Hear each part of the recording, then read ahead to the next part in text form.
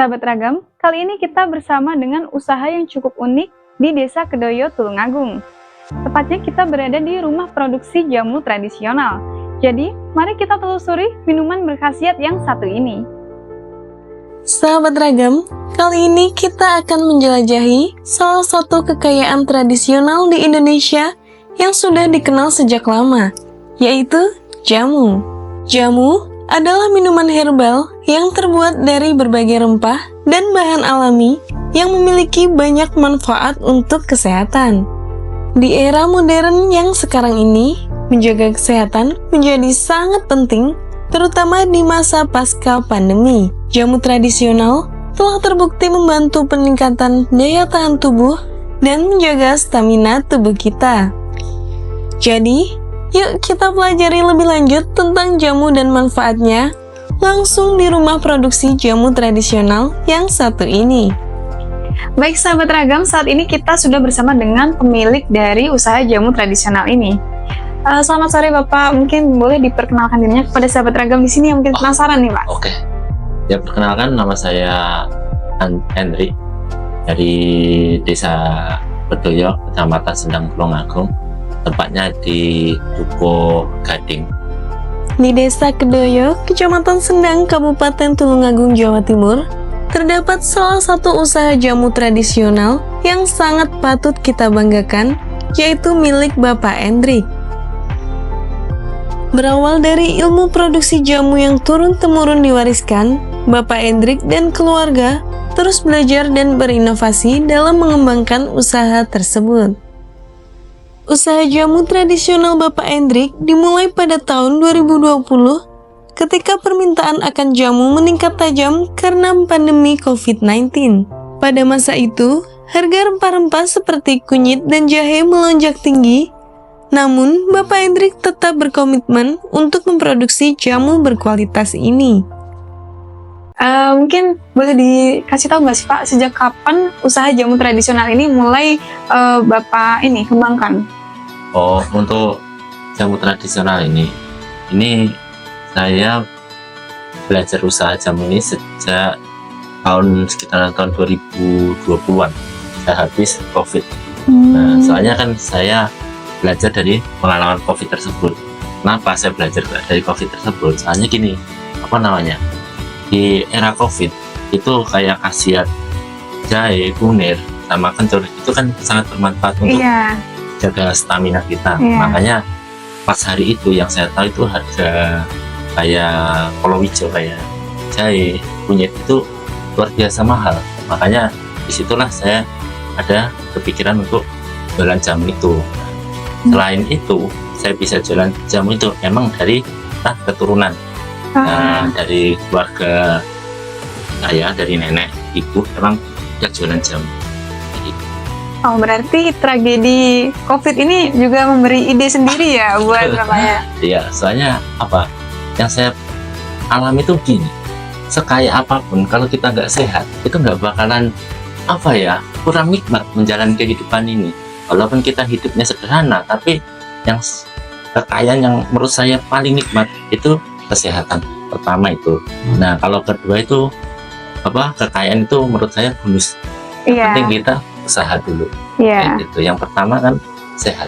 Nah, berarti itu sahabat Ragam, kekayaan yang paling penting itu adalah kesehatan. Iya, sejak yang saya tahu ini. Iya. Terus? Iya, benar. Jenis-jenis jamu yang diproduksi di rumah produksi jamu ini antara lain adalah kunci suruh, kunyit asam, beras kencur, dan temulawak. Setiap jenis jamu memiliki manfaat dan khasiat yang berbeda-beda nih sahabat Ragam. Kalau boleh tahu ada jenis jamu apa saja sih Pak yang di sini? Oh, di sini salah satunya ini ada kunci suruh. Ini kunci suruh itu yang seperti mbaknya ini ya. Mohon maaf, mbaknya kan dia cewek ya. Mbaknya kan di sini manfaat kunci suruh ini salah satunya untuk mengurangi bau badan. Nah, yang kedua untuk menjaga keharmonisan rumah tangga. Maaf, R-nya agak susah. Nah, itu. Selain itu juga ada kunyit asam. Maaf, di sini nggak ada kunyit asam, beras kencur, dan yang lainnya ini masih belum nggak ada di sini. Ntar saya sepilkan lah satu persatu, tapi dilihat berikutnya. Cuma penjelasan aja lah. Kayak kunir asam itu bahannya seperti kunyit sama asam sama gula, nggak ada yang macam-macam. Itu manfaatnya satu untuk jaga kesehatan, stamina. Manfaat gula Mbak sendiri kan juga tahu kan. Nah, asam, vitamin C, Mbak sendiri juga pastinya tahu lah vitamin C untuk apaan. Makanya itu kunir asam saya buat. Selain itu ada beras kencur, beras dan kencur. Bahan utama juga nggak banyak sih, cuma beras kencur sama gula. Manfaatnya apa? Yang satu bikin nafsu makan. Habis itu yang kedua itu membuat stamina. Jadi kalau kita makannya enak, mayoritas stamina itu kan ada, ya enggak? Iya. Nah, ya udah itu aja. Dari beberapa jenis itu ada banyak sekali ya manfaatnya masing-masing. Iya, ada manfaatnya masing-masing. Yang penting dengan cara minum yang benar. Jamu itu baik, yang penting minum dengan sesuai aturan. Maksudnya dengan kondisinya lah. Contoh, seumpamanya kita kurang stamina, minum kunyit asam. Dua, kalau memang ada kendala di bagian lambung atau mah atau gitu, coba minum di kunyit temulawak. Itu kan bisa mengurangi gejala yang ada di lambung. Apalagi yang ini mbaknya cocok ini. Kenapa saya mau cocok? Ini kunci suruh. Kalau di rumah tangga katanya untuk keharmonisan, tapi kalau untuk mbaknya itu menjaga bau badan, itu yang saya tahu. Sahabat, tapi kalian tahu nggak sih manfaat dari berbagai jenis jamu ini? Manfaat dan khasiat jamu yang sangat banyak sekali. Salah satunya adalah jamu kunci suruh yang dapat menghilangkan bau badan, menguatkan gigi, dan melangsingkan perut. Kemudian ada jamu kunyit asam yang meningkatkan daya tahan tubuh dan memperbaiki suasana hati. Ada lagi jamu beras kencur yang bisa digunakan sebagai antioksidan karena mengandung flavonoid yang membantu tubuh melawan radikal bebas, serta kandungan kencur yang mengandung antibakteri. Sementara, jamu temulawak dapat membantu memperkuat imunitas tubuh berkat kandungan antioksidan dan nutrisi lainnya serta menjaga kesehatan dan fungsi hati. Proses pembuatan jamu tidaklah mudah. Bapak Hendrik harus memastikan bahwa semua bahan yang digunakan adalah bahan alami dan berkualitas.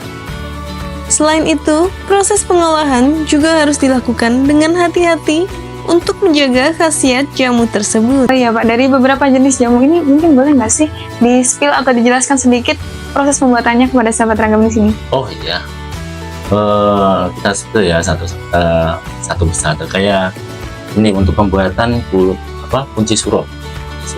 Ini pembuatannya itu kuncinya kita ambil dari lingkungan kita, kan masih banyak namanya kunci suruh, ataupun kita beli ke pasar, kita ambil kurang lebih 2 gram lah, dan suruhnya kita langsung petik dari lingkungan kita, soalnya masih banyak pepohonan lah kayak gitu, kayak suruh, kayak macam-macam itu palawija, kata orang luasa itu namanya palawija, itu banyak. Makanya kita tinggalkan kayak suruh, kita ambil aja seperlunya, seumpamanya kita ambil 50 lembar lah untuk bikinin itu jadi berapa botol. Terus lah kunyit asam seperti yang kita spill tadi.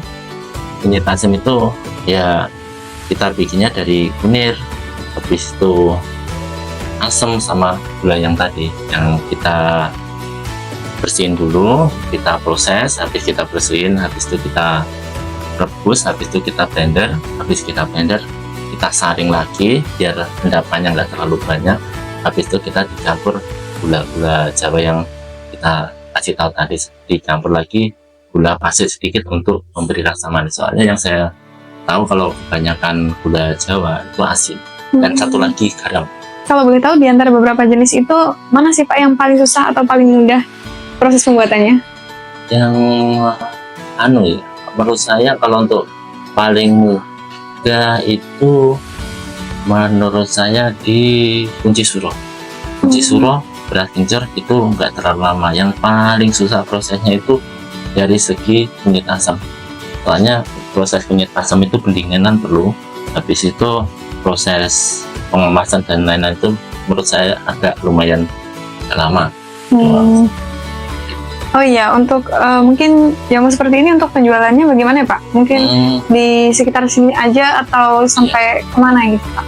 Kalau untuk penjualannya itu emang kita produksi sendiri dan kita jual sendiri. Soalnya ini kan masih proses dari awal lah, dari tahun 2000 habis COVID sampai sekarang menurut saya masih awam. Jadi belum terlalu dikenal di kalangan masyarakat luas. Tapi terutama kalau di wilayah Kecamatan Sendang sama Pagerwojo sebagian besar udah mengenal produk saya ini. Soalnya ini saya produksi sendiri dan saya jual sendiri untuk saat ini. Meskipun saat ini jamu jarang diminati oleh generasi muda, Bapak Hendrik tetap berusaha untuk melestarikan dan mengembangkan usaha jamu ini. Beliau percaya bahwa jamu adalah warisan yang harus dijaga dan diperkenalkan kepada generasi selanjutnya. Pak, mungkin yang terakhir bisa nggak sih disampaikan mungkin pesan atau harapannya kepada pemerintah untuk usaha UMKM seperti contohnya khususnya usaha jamu milik Bapak sendiri ini? Oh iya, kalau saran saya untuk pemerintah, apabila ada kegiatan UMKM seperti ini, ya kalau bisa disupport. Soalnya apa? Yang kalau dari pemerintah itu kan biasanya yang dari jauh, maksudnya yang perusahaan besar-besar pemerintah tahu, soalnya dari segi pajak pun pemerintah pasti tahu. Kalau dari UMKM kayak gini kan yang tahu di mikro, maksudnya di pelosok. Ini termasuknya kampung saya ini kampung mikro, pelosok banget di lereng Gunung Ilis, di pasnya di Desa Kedoyo itu apa di pelosok. Makanya itu kalau bisa dari pemerintah itu support lah ke apa tim-tim UMKM, tim UMKM seperti pengusaha kita kayak gini, mikro kayak gini, untuk membantu apa usaha-usaha kita kayak untuk meningkatkan ini loh. Di pelosok itu ada usaha untuk membangun lingkungan minimal di desa kita itu nggak ada pengangguran, minimal kan kayak gitu.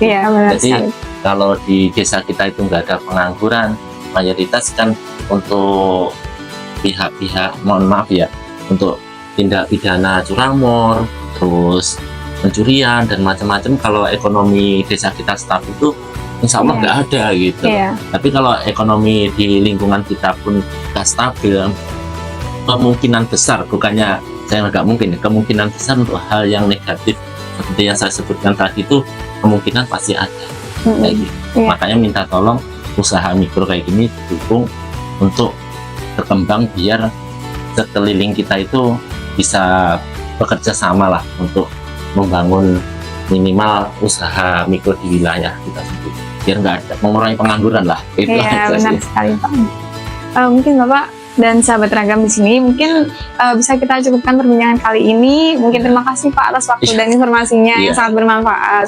Sahabat Ragam, jamu itu sangat bagus untuk tubuh, namun tentunya tetap harus diminum sesuai dengan kebutuhan tubuh kita.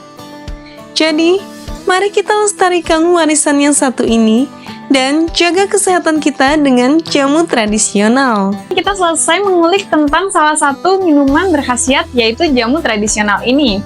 Jangan lupa terus saksikan Ragam UMKM hanya di Java Televisi. Saya Rifasania pamit undur diri, sampai jumpa di episode selanjutnya.